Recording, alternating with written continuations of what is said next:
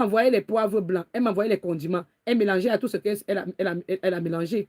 Elle m'envoyait des choses qui étaient horribles. Elle me dit, ça va te soigner pour ça. Ça va te soigner pour ça. Je vous assure, c'est après que, quand j'ai commencé j'ai ouvert mes yeux, que j'ai dit que, mais c'est là qu'elle a dit que ça signifie ça. Si tu nais dans une famille, tu nais, on te dit que la couleur blanche, c'est la couleur noire. Tu vas accepter ça comme ça. On dit que chaque fois quand tu vois le blanc, c'est le noir. Mais chaque fois que tu vois le noir, c'est le blanc. Tu vas accepter ça comme ça. Merci.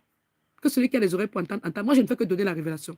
Je ne vais même pas discuter avec Dieu parce que le matin, quand il m'a parlé, j'ai dit que, hey, Seigneur, c'est encore quoi ici là?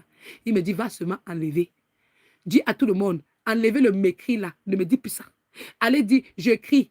Je crie. Parce que même dans le psaume 107, je vous ai parlé.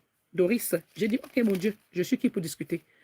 Mais parle très haut pour que le monde des ténèbres sache que moi, je travaille avec toi. Et celui qui va t'attaquer là, je vais les frapper bien. Ils vont bien pleurer. J'ai dit, ok, mon Dieu, je pars. C'est tout. Qui suis-je pour discuter avec Dieu? Donc, moi, je viens seulement te dire ce que Dieu m'a dit.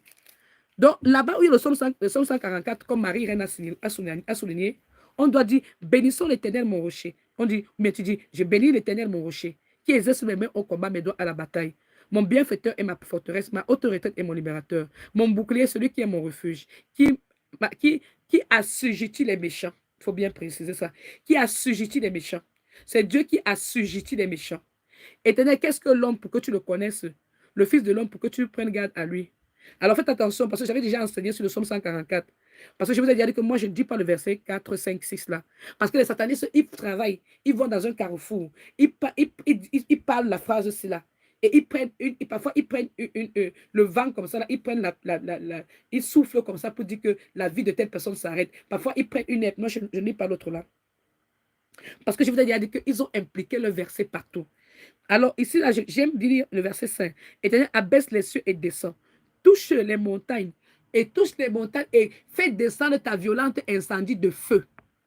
Parce que c'est cette partie-là même que le Seigneur voulait me parler encore. Parce que quand tu mets la fumée, quand il y a une fumée qui prend tout l'endroit, ça prend comment? Quand il y a la fumée, quand il y a un incendie, c'est le feu c'est la fumée qui détruit souvent beaucoup de gens. Les gens, à cause de la fumée, on l'asphyxie, non?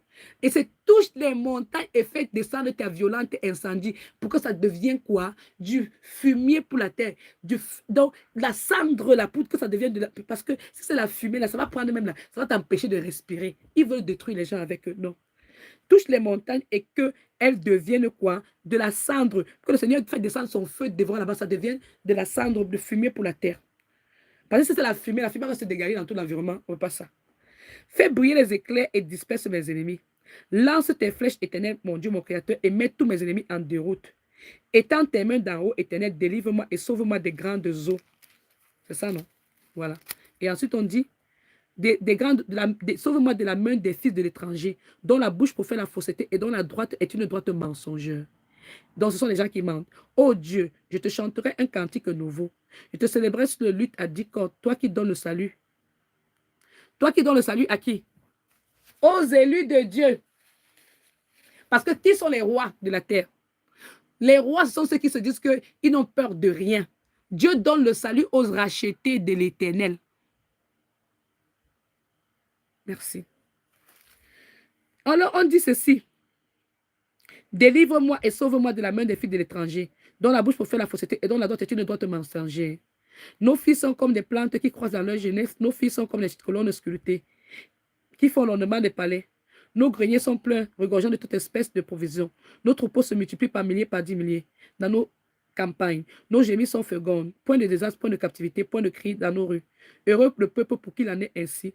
Et heureux le peuple dont l'Éternel est le Dieu. Donc, je vais parler à quelqu'un aujourd'hui ce que le Seigneur m'a dit. L'Éternel dit que quoi? Il est près de tous ceux qui l'invoquent avec sincérité. Comme il a dit dans le psaume 147 et 145. Et je vais dire à quelqu'un, on a dit, louez l'Éternel, louez l'Éternel. Et vous allez savoir que le diable est tellement fâché. Vous savez pourquoi? Parce que Dieu est tellement miséricordieux et compatissant. Vous savez pourquoi? Parce que le diable a mis tellement les écritures mauvaises dans la Bible que il se disait que parce qu'on va prononcer des paroles qui appartiennent au monde des ténèbres, il croyait qu'il devait réussir en agissant. Mais il se rend compte que quoi? Malgré les écritures erronées qu'il a déposées dans la Bible, Dieu nous a toujours soutenus. Vous savez pourquoi? Parce que Dieu a dit qu'il sonde les cœurs et les reins. Dieu sonde, il connaît qu'il aime